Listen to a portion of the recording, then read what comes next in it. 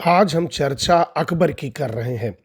अकबर वही अकबर जिसके दादा बाबर थे, जिन्होंने 1526 में मुगल वंश की स्थापना की थी और उनकी मृत्यु के बाद उनका बेटा हुमायूं गद्दी पर बैठा और हुमायूं की मृत्यु के बाद उनका बेटा अकबर गद्दी पर बैठा। अकबर द्वारा एक नया धर्म चलाया गया था, दीन ए इलाही धर्म। तो आज हमारी चर्चा उसी दीन ए इलाही धर्म के बारे में होगी। दीन ए इलाही धर्म के बारे में जानने के पहले हम थोड़ा सा अकबर का संक्षिप्त परिचय जान लें। अकबर का जन्म 15 अक्टूबर 1542 को हुआ था। इसकी माता हमीदा बानो बेगम थी।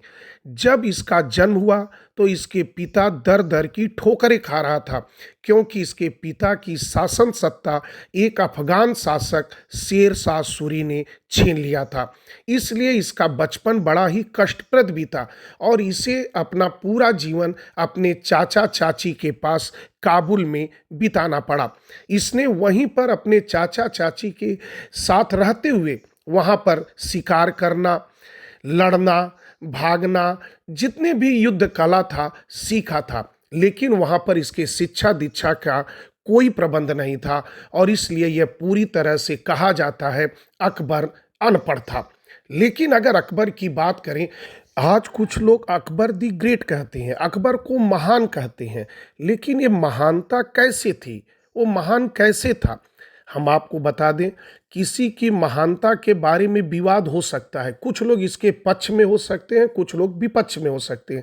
लेकिन इन सभी बातों को दरकिनार करते हुए अगर मैं बात करूं कि अकबर को जो लोग महान कहते हैं या महान था, इस आधार पे मैं अगर बात करूं तो ये नहीं कहना महान इसलिए था। महान किसी एक कारण से व्यक्ति नहीं बनता है। वह अच्छा योद्धा होना चाहिए, उसका अच्छा साम्राज्य विस्तार होना चाहिए, उसका प्रशासन अच्छा होना चाहिए, धार्मिक सहिष्णु होना चाहिए। इस तरीके से बहुत सी चीज़ें होनी चाहिए।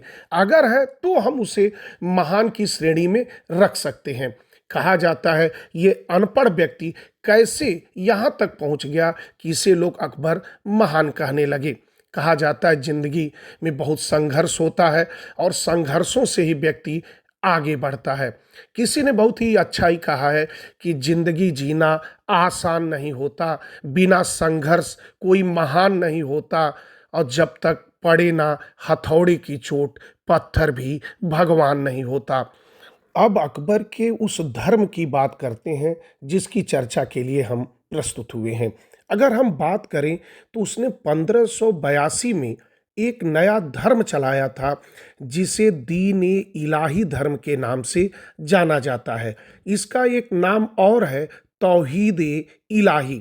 अगर मैं इसके अर्थ की बात करूं तो दीन ए इलाही का अर्थ ही होता है ईश्वर का धर्म। अब ये प्रश्न उठता है कि उसे इस नए धर्म को चलाने की आवश्यकता क्यों थी। अगर इसके बारे में कहें तो कई कारण उभर कर आते हैं।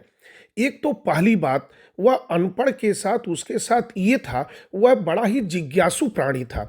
वो देखता था कि सभी धर्मों में इतना ज़्यादा विवाद है, हर धर्म अपने को सबसे ऊपर रखने की कोशिश करता था। इसीलिए उसको ये लगा कि पहले हम सभी धर्म के बारे में जानें कि कौन सा धर्म में क्या अच्छाइयाँ हैं, क्या बुराइयाँ हैं। इसके कारण उसने 1575 में फतेहपुर सीकरी में एक इबादत खाने की स्थापना किया कि इबादत खाने में वह सभी धर्म के लोगों को आमंत्रित करता था और आमंत्रित करने के बाद उनकी बातों को बड़े ध्यानपूर्वक सुनता था। जब ध्यानपूर्वक उसने सुना सभी की बातों में तो लगा कि कोई भी धर्म सबसे ऊपर नहीं है, सब धर्म में अच्छाइयाँ हैं और सब धर्म में बुराइयाँ हैं। तो उसे लगा क्यों न सभी धर्मों की जो अच्छी बातें हैं उसको लेकर एक नया धर्म चलाया जाए, और यही उसकी सोच ने उसको नया धर्म चलाने के लिए मजबूर कर दिया। और यही एक कारण था कि वह एक दीन इलाही धर्म चलाया। वहीं पर अगर दूसरी कारण की बात करें तो वह चाहता था कि उसके विरुद्ध जो लोग विद्रोह करते हैं, उसे अपना नहीं मानते हैं, वह सभी को एक सूत्र में पिरो दे और उसके विरुद्ध जो लोग विद्रोह करने वाले हैं वे लोग शांत हो जाएं। और तीसरी बात अगर मैं करूं तो अपने को एक बड़ा सम्राट घोषित करना चाहता था, एक अपने को राष्ट्रीय स्तर का सम्राट घोषित करना चाहता था। इसलिए भी उसने इस धर्म को चलाने की आवश्यकता महसूस की। अब हम बात करते हैं कि दीन इलाही धर्म में क्या था। अगर मैं एक वाक्य में कहूँ तो जो सभी धर्मों की अच्छी बातें थी, जो उसे लगता था कि हर धर्म पर कोई इस पर किसी का विवाद नहीं है, सभी धर्म वाले इसको एक सिरे से मानते हैं, उन सभी बातों को उसने दीन इलाही धर्म में रख दिया था। जैसे ईश्वर एक है, सांसारिक मोह माया का हमें त्याग करना चाहिए, गुरु जो हमें ज्ञान देता है वही सर्वोच्च होता है, और इस तरह की बातों को उसने समाहित कर दिया था। और उसने हर धर्म की जो अच्छी बातें थी उसको भी, जैसे अन्य धर्मों में सूर्य और अग्नि की पूजा की जाती थी, उसको भी उसने धर्म में ऐड कर दिया था। वहीं पर अगर बात करें कि मांसाहार, बहुत लोग इसको पसंद नहीं करते थे, तो उसने मांसाहार खाना लोगों को मना कर दिया था, और यहाँ तक कह दिया था कि 100 से अधिक दिन वर्ष में हमें मांसाहार नहीं करना है। इस तरीके की चीज़ों को उसने दीन इलाही धर्म में जोड़ा। लेकिन जब उसने दीन इलाही धर्म चलाया तो उसने किसी को मानने के लिए थोपा नहीं। उसने ये कहा कि जो स्वेच्छा से चाहता है वह आए, इस दीन इलाही धर्म को ग्रहण कर सकता है, इसके लिए किसी को बाध्य नहीं किया जाएगा। और यही कारण था कि ज़्यादा लोग इस दीन इलाही धर्म को स्वीकार नहीं किए।